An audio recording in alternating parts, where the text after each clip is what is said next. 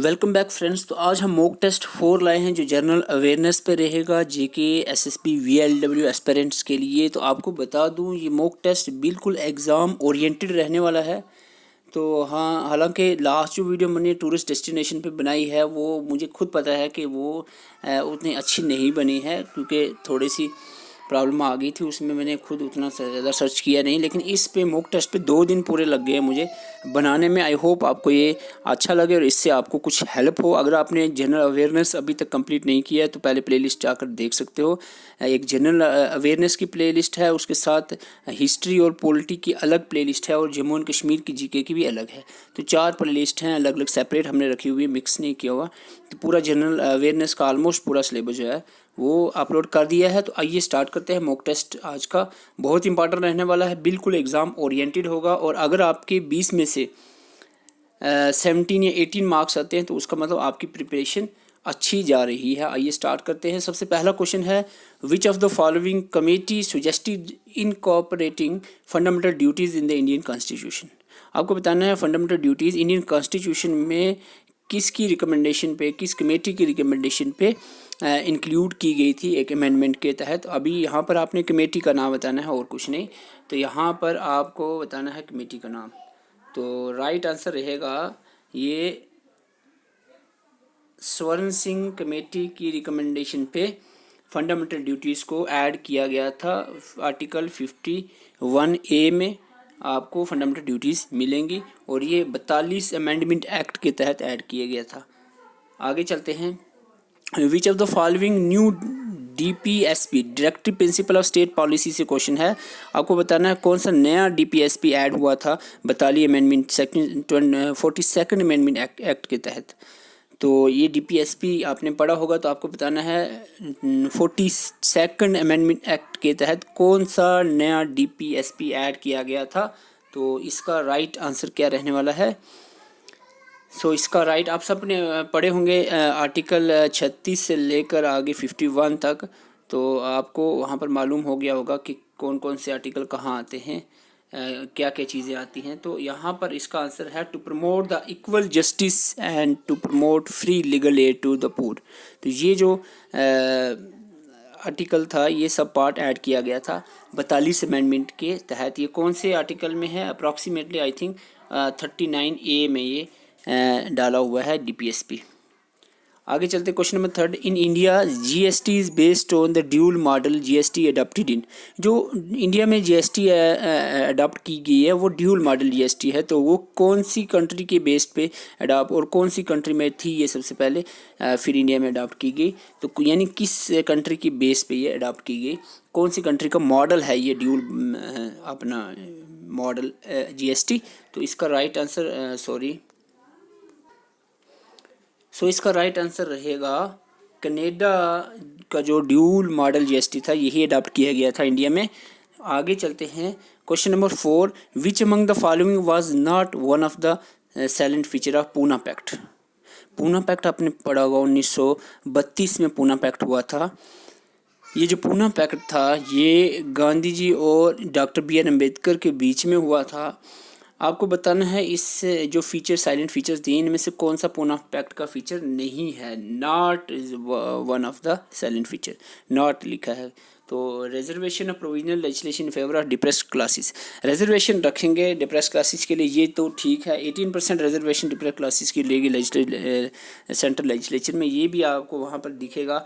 Education grant for the depressed classes ये भी आपको वहाँ पर दिखेगा। लेकिन double voting for the depressed classes this was not the silent feature of Poona pact. और ये पूना पैक्ट 1932 में हुआ, 32 में हुआ था। 1932 में गांधी जी और डॉक्टर BR अम्बेडकर के बीच में। Question number 5। Which of the following is the state has negative population growth according to census 2011 census के हिसाब से कौन सी इंडियन स्टेट की पॉपुलेशन ग्रोथ जो थी, ग्रोथ रेट वो नेगेटिव देखने को मिली।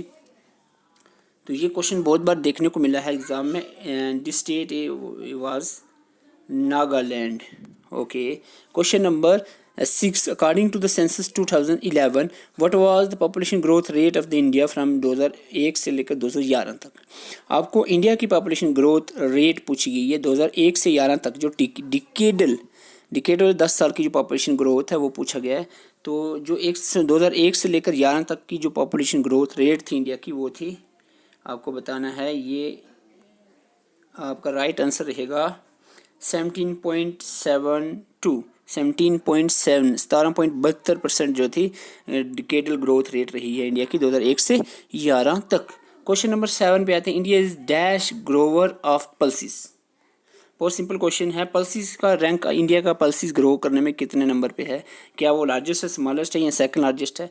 तो आपको बता दो नंबर 1 पे है इंडिया पल्सिस के केस में। तो largest Grover of pulses, India is the largest Grover of pulses in the world. Question number 8, which of the following rivers is not the tributary of Ganga.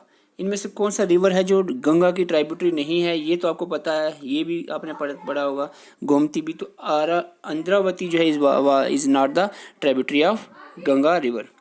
Question 10, how many money given for individual household latrines. IHHL की बात चल रही है SPMG के तहत, स्वच्छ Bharat mission ग्रामीण के तहत जो इंडिविजुअल हाउस होल्ड को पैसे दिए जाते हैं लैटरिंग बनाने के लिए, जिसको हम IHHL कहते हैं, तो वो कितनी रकम दी जाती है? ये है आपकी 12,000 रुपये दिया जाता है पर IHHL को। Question number 10, who is the head of the delimitation commission on Jammu and Kashmir. JNK में जो डिलिमिनेशन कमीशन आपको पता है बनी, और उसके हेड कौन थे आपने बताना है। ये करंट अफेयर का क्वेश्चन है और ये इस वक्त का बहुत इंपॉर्टेंट क्वेश्चन है जो इन सालों में एग्ज़ाम होने हैं, क्योंकि डिलिमिनेशन कमीशन जो रिसेंटली चल रही हो गई या अभी इन जम्मू एंड कश्मीर में। तो रंजना देसाई जो थी, ये जो रिटायर्ड जस्टिस थी, ये delimitation commission of Jammu and Kashmir के हेड थी। Okay. Question number 11, who is the first Indian women wrestler to win the medal in the Olympic. पहली इंडिया की महिला रेसलर का नाम बताएं जिसने मेडल जीता है ओलंपिक के अंदर, और ये थी Sakshi Malik. Okay, Sakshi Malik. Question number 12, how many seats are allocated to the UT of Jammu and Kashmir in Lok Sabha में जम्मू एंड कश्मीर की कितनी सीट्स हैं? अभी रीऑर्गेनाइजेशन एक्ट के बाद की बात अभी प्रेजेंटली हम बात कर रहे हैं। तो लोकसभा की आपको सबको पता है पहले 6 थी, एक लद्दाख की अब हो गई है लोकसभा की, अब जम्मू एंड कश्मीर की बात चल रही है। तो UT of Jammu and Kashmir की लोकसभा की सीट्स जो हैं वो 5 हैं। ठीक है। अगर आपको राज्यसभा की पूछी जाए तो 4 हैं राज्यसभा की seats. Choose the correct statement, बड़ा इंपॉर्टेंट क्वेश्चन है। करेक्ट स्टेटमेंट चूज़ करें। पहली स्टेटमेंट कह रही है delimitation commission proposed increasing the number of seats in UT of Jammu and Kashmir from 83 to 90। क्या आप ये स्टेटमेंट सही है? डिलिमिनेशन कमीशन के तहत आपको बताया गया कि 83 से 90 कर दी गई हैं सीट्स जम्मू एंड कश्मीर की, इंक्रीज़ कर दी गई। क्या ये स्टेटमेंट सही है? 43 सीट जो हैं वो जम्मू रीजन के लिए हैं और 47 सीट जो हैं वो कश्मीर रीजन के लिए रखी गई हैं। क्या ये दोनों स्टेटमेंट भी सही हैं कि नहीं, जल्दी से बताएं। तो इसका राइट आंसर रहेगा ऑल आर करेक्ट। और मैं इसके साथ साथ बता दूं ये तीनों स्टेटमेंट अभी याद कर लो आप। ठीक है, ये क्वेश्चन इंपॉर्टेंट है, एक बार स्क्रीनशॉट भी ले सकते हो और ये याद भी रख सकते हो। क्वेश्चन नंबर 14 पे आते हैं। Who built Jhelum valley road and Jhelum valley road, और किन्होंने कंप्लीट किया था बनिहाल काट रोड जम्मू एंड कश्मीर में। तो बनिहाल काट रोड बारहा आपने सुना होगा कि कौन से डोगरा रूलर थे जिन्होंने ये कंप्लीट किया था। तो ये थे झेलम वैली रोड भी उन्होंने ही कंप्लीट की थी। तो ये थे महाराजा प्रताप सिंह। वेरी गुड, महाराजा प्रताप सिंह। तो question number 15, for how many years is the registration for job card valid under MG NREGA. MG NREGA के तहत जो वैलिडेशन होती है जॉब कार्ड की वो कितने साल की होती है? MG नरेगा के अंदर जॉब कार्ड की वैलिडेशन 5 ईयर्स की होती है। 5 साल तक वैलिड रहता है job card. Question number 16, an igloo cafe was recently open in Jammu and Kashmir. आपने सुना होगा न्यूज़ में इग्लो कैफ़े बनाया गया कश्मीर के अंदर, और इसके रिलेटेड आपको स्टेटमेंट्स दिए हैं, आपने बताना है कौन सी स्टेटमेंट जो है करेक्ट है। It is now the largest इग्लो cafe in the world. दुनिया का सबसे बड़ा इग्लो जो बर्फ़ का कैफ़े बनाया गया है वो दुनिया का सबसे बड़ा है। और name the cafe of the cafe is snow glue. क्या इस कैफ़े का नाम स्नो ग्लू है? And it was built by Wasim Shah the owner. क्या इसके ओनर वसीम शाह हैं? जिन्होंने ये बनाया है ये, या फिर ये सारी स्टेटमेंट्स करेक्ट हैं। तो जल्दी से आंसर करें। तो आपको यहाँ पर मैं आंसर बता दूँ, all are correct related to igloo cafe of Jammu Kashmir. तीनों स्टेटमेंट करेक्ट हैं। तो ये एक बार आप रीड भी कर सकते हैं। इस तरह का क्वेश्चन मैं इसलिए डालता हूँ ताकि आपको थोड़ी सी इन्फॉर्मेशन भी आती जाए। क्वेश्चन नंबर 17 पे आते हैं। Choose the incorrect statement regarding the Shankaracharya temple in Jammu and Kashmir UT. Jammu and Kashmir UT में जो शंकराचार्य टेम्पल है उसके रिलेटेड आपको कुछ स्टेटमेंट दिए हैं, आपको बताना है इनकरेक्ट। क्वेश्चन सही से पढ़ लिया करो, मैं जल्दबाजी में आप करेक्ट पढ़ो। इनकरेक्ट ये हमेशा गड़बड़ होती है, एक दो क्वेश्चन इसी वजह से। इनकरेक्ट और करेक्ट आपने अच्छे से देखना है। It was build by Gopal द्वितीय, क्या ये सही है? इट आल्सो नोन एज गोपादरी या फिर इसको तख्ते सुलेमानी भी कहते हैं, क्या ये सही बात है? And the stone stair of Shankaracharya temple was built by Ranbir Singh, क्या ये सही है? ध्यान से पढ़ना है, जल्दबाजी नहीं करनी। इनकरेक्ट ढूंढना है आपको। और हम कह सकते हैं it is dedicated to lord Shiva, क्या कौन सी स्टेटमेंट आपको यहाँ पर इनकरेक्ट लग रही है? तो इसका राइट आंसर है सी। जो स्टोन स्टेयर्स थी शंकराचार्य टेम्पल की, वो गुलाब सिंह ने बनाई थी, ठीक है, रणबीर सिंह ने नहीं बनाई थी। तो ये इनकरेक्ट स्टेटमेंट है। बाकी स्टेटमेंट आपने याद रखनी है, तीनों स्टेटमेंट बाकी करेक्ट है। क्वेश्चन 18 पे आते हैं। एपेनथिस जो है, एपेनथिस इसकी प्रोनाउंसिएशन पता नहीं क्या है। एपेनथिस इज अ ट्राइब, एक ट्राइब है।